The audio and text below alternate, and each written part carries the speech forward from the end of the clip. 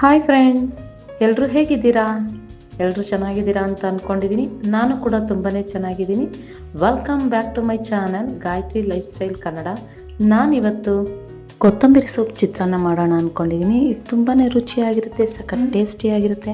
ಹಾಗಿದ್ರೆ ಬನ್ನಿ ನೋಡೋಣ ಕೊತ್ತಂಬರಿ ಸೊಪ್ಪು ಚಿತ್ರಾನ್ನ ಹೇಗೆ ಮಾಡೋದು ಅಂತ ನೋಡೋಣ ಬನ್ನಿ. ನಾನು ಇವಾಗ ಸ್ಟವ್ ಹಚ್ಕೊಂಡು ಒಂದು ಕಡಾಯಿ ಇಟ್ಕೊಂಡಿದ್ದೀನಿ.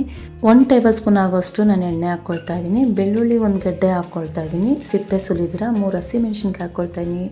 2 ಒಣಗಿದ ಮೆಣಸಿನ್ಕಾಯಿ ಹಾಕ್ಕೊಂಡು ಫ್ರೈ ಮಾಡ್ಕೊಳ್ತಾ ಇದ್ದೀನಿ. ಈ ರೀತಿ ಚೆನ್ನಾಗಿ ಫ್ರೈ ಆಗಿದ್ದಾದಮೇಲೆ 1 ಸ್ಪೂನು ಮೆಣಸು ಹಾಕ್ಕೊಳ್ತಾ ಇದ್ದೀನಿ.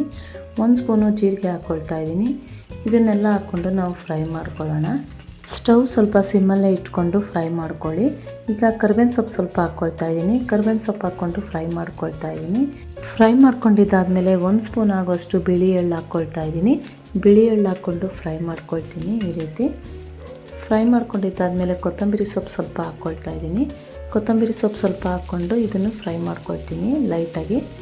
ಕೊತ್ತಂಬರಿ ಸೊಪ್ಪು ಸ್ವಲ್ಪ ಲೈಟಾಗಿ, ಕೊತ್ತಂಬರಿ ಸೊಪ್ಪು ಕಡ್ಡಿನೂ ಹಾಕ್ಕೊಳ್ತಾ ಇದ್ದೀನಿ. ಯಾಕಂದರೆ ಎಳೆ ಕಡ್ಡಿ ಬರುತ್ತಲ್ಲ, ಆ ಕಡ್ಡಿನೂ ಹಾಕ್ಕೊಂಡು ಫ್ರೈ ಮಾಡ್ಕೊಳ್ತಾ ಇದ್ದೀನಿ. ತುಂಬ ಚೆನ್ನಾಗಿರುತ್ತೆ ಟೇಸ್ಟು. ನೀವು ಈ ರೀತಿ ಟ್ರೈ ಮಾಡಿ. ನೀವು ಈ ರೀತಿ ಚಿತ್ರಾನ್ನ ಮಾಡಿದ್ರೆ 2 ತುತ್ತು ಜಾಸ್ತಿನೇ ತಿಂತಾರೆ, ಅಷ್ಟು ಚೆನ್ನಾಗಿರುತ್ತೆ ಇದು.